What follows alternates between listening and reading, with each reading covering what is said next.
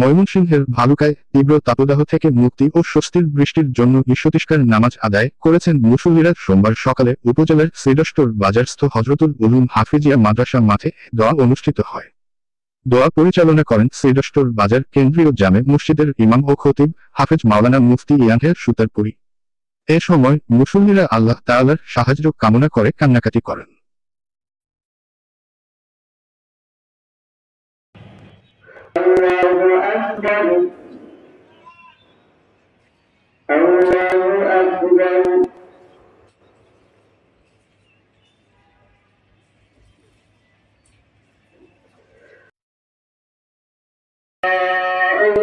نسمعكم الليل إلا قليلا نصفه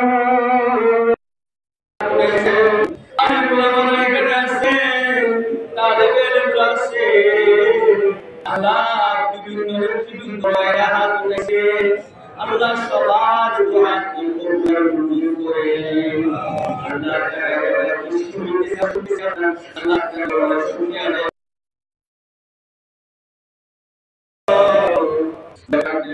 শুনিয়া আল্লাহ জমিনকে শীতল করে দেন। আল্লাহ আমাকে আকাশ করলাম এর ভিতরে বড় আশা নিয়া আপনার নবীর তরিকা অনুযায়ী হাত বাড়ায় দিয়েছি